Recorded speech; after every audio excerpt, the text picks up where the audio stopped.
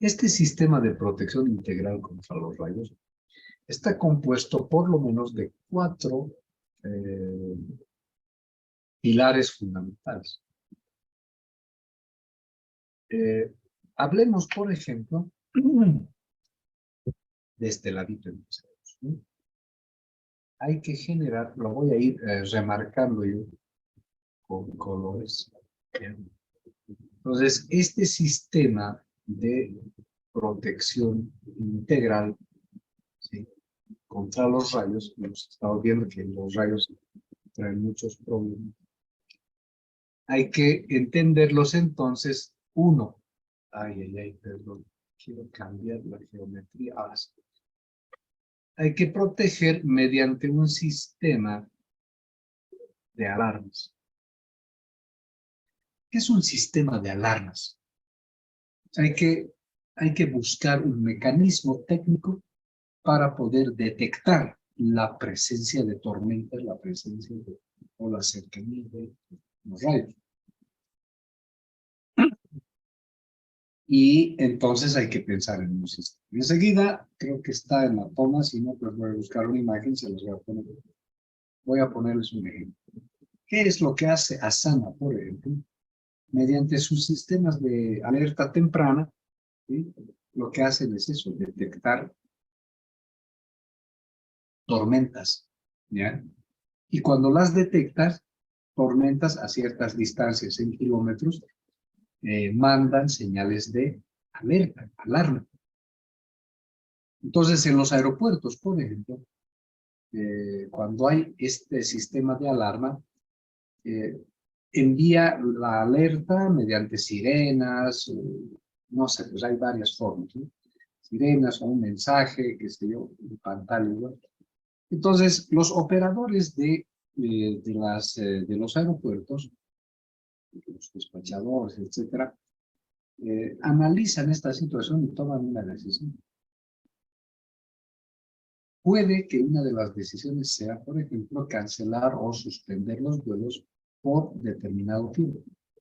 Dice, no va a haber vuelo, no solo porque la pista esté con granizo mojado, sino porque sobre todo hay presencia de tormentas que pueden dificultar ¿en qué?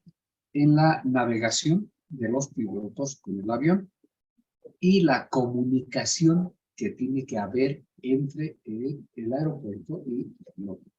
Entonces, es difícil descender y es difícil despegar en esas condiciones. Entonces, por seguridad, por lo menos se postergan los vuelos, dependiendo hasta que la alarma vuelva a decir que ya no hay esa condición y entonces se restablece. Lo mismo pasa, o algo similar, pasa con el teleférico de La Paz. El sistema de teleféricos de La Paz es muy grande, muy costoso, por tanto, también se ha invertido en un sistema de alarma. Ya se los voy a mostrar. Pues, ¿qué pasa? Pasa lo mismo.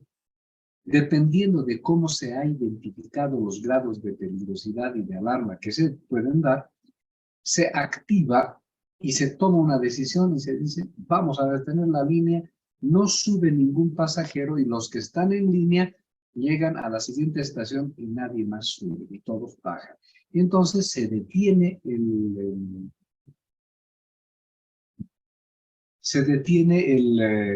teleférico, se pone a tierra el cable de acero que está recorriendo y se espera a que la condición mejore y sea verificado por el sistema de alarmas, de alertas o de monitoreos.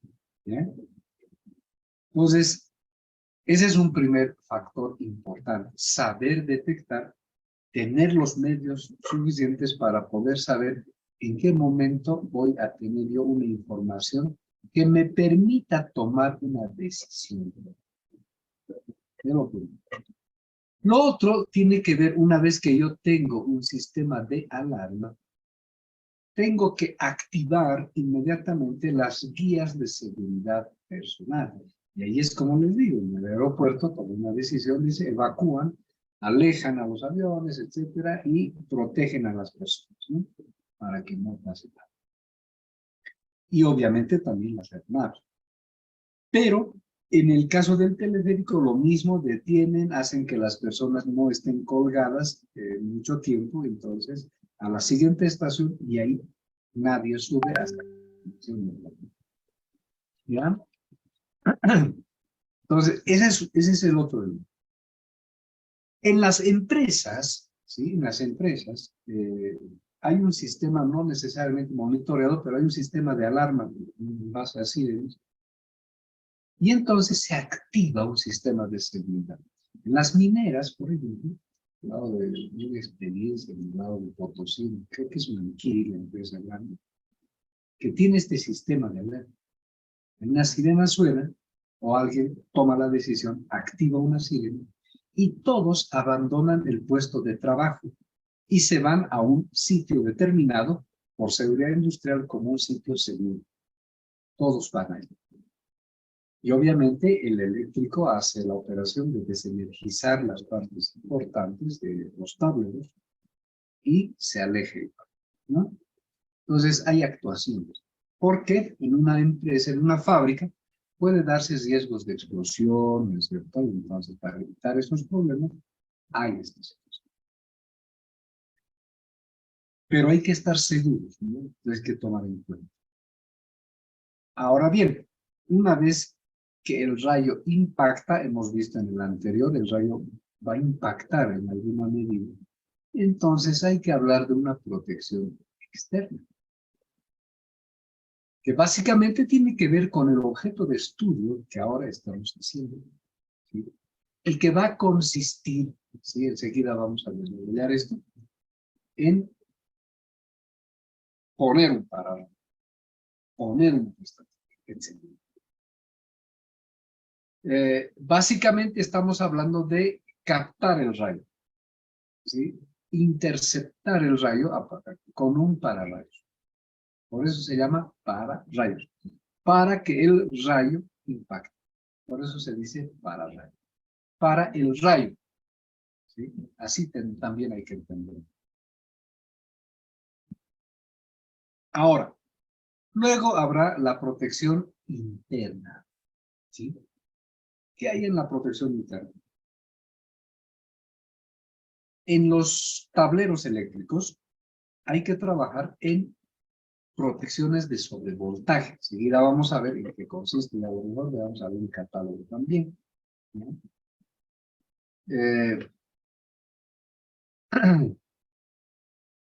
Esta protección interna hay que trabajarlo en el diseño del tablero. Y si no está, hay que incorporar, que es básicamente incorporar elementos de protección de sobretensión.